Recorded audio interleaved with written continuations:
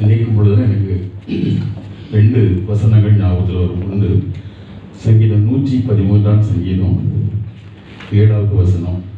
அவர் சிறியவரை புழுதியிலிருந்து தூக்கிவிடுகிறார், எளியவனை குப்பையிலிருந்து உயர்த்துகிறார், அவனை பிரபுக்களோடும் தமது தர்ம அதிபதிகளோடும் உட்காரப்படுகிறார்.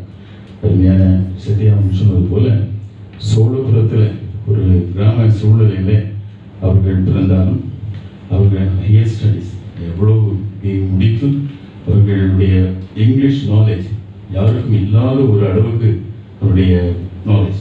அப்படிப்பட்டவர்கள் அந்த சோழபுரம் புழுதியிலிருந்து வயல்காட்டிலிருந்து தூக்கி எடுத்து ஆண்டவர்களை ராஜாக்களோடு அதிபர்களோடு மட்டுமல்ல உலகத்தில் பல நாடுகளுக்கு போகக்கூடிய ஒரு கிருபையை தந்திருக்கிறதை நினைத்து அதிகமாக நன்றி செலுத்துகிறோம். அவருடைய குறித்து இந்த ஃபோட்டோவை பார்க்கும்போது எனக்கு ஒரு வசனம் ஞாபகத்தில் வருகிறது. உன்னத பாட்டின் புஸ்தகம் 2ஆம் அதிகாரம் 15வது வசனம். கண்மலையின் விழிப்புகளிலும் சிகரின் நடவடிக்கைகளிலும் தங்குகிற என் புறாவை, என் அன்பே, உன் முக ரூபத்தை எனக்கு காண்பி, உன் சத்தத்தை நான் கேட்கட்டும், உன் சத்தம் இன்பமும் உன் முக ரூபம் அழகுமாய் இருக்கிறது என்று சொல்லி என்னுடைய ஃபோட்டோவை பார்க்கும் பொழுது இந்த அழகு ரூபம் இருக்கிறது பார்க்கும் பொழுது பிள்ளைகள் பாடம் அவங்க பாடும் பொழுது அழகாக இருக்கும் யார் அப்படின்னு சொன்னேன். பரலோகத்தில் நிற்கக்கூடிய மக்கள் சொன்னது போல அவர்கள் இறுதி சாந்தம் அடைவுன்னு சொன்னார்கள்.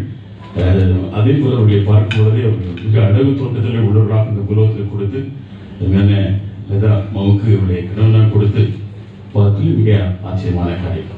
ஆகவே அவர்களை குறித்து நாம் சிந்திக்கும் பொழுது இந்த எனக்கு தெரிந்த இந்த ரேச்சல் கமலம் ஈஃப்ரின் அம்மாவுடைய குடும்பத்தில் அவர்கள் இல்லாமல் நடக்கிற ஒரு ஃபங்க்ஷன் இருந்தால் இன்று தான்.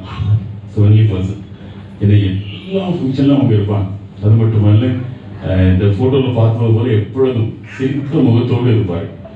நாங்கள் இல்லை என்கிறது ஒரு ஏக்கம், ஒரு வேதனை, ஒரு சங்கடம். அந்த ஒரே ஒரு காரியம், அவர்கள் இப்பொழுது உலகத்தின் ஓட்டத்தை நிறைவு செய்து பரலோகத்திலே ஆண்டோட பக்கத்திலே இருக்கிறார். அது நமக்கு ஒரு பெரிய திருப்தி. ஆகவே அவர்களுக்காக நம் செல்வனமாக நம்முடைய கண்களை மூடி ஜெபம் செய்வோம்.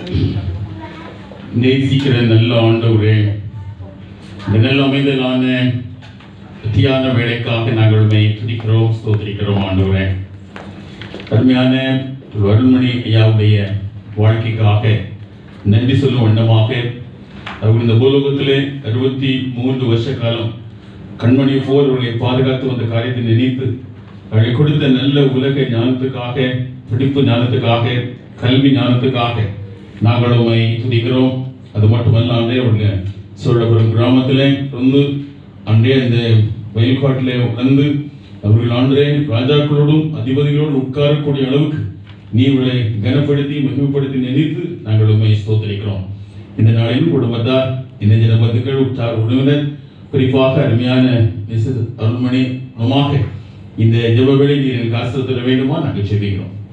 இயேசு கிறிஸ்துவின் நாமத்தில் ஜெபிக்கிறோம். அன்பின் ஆண்டவரே, ஆமென்.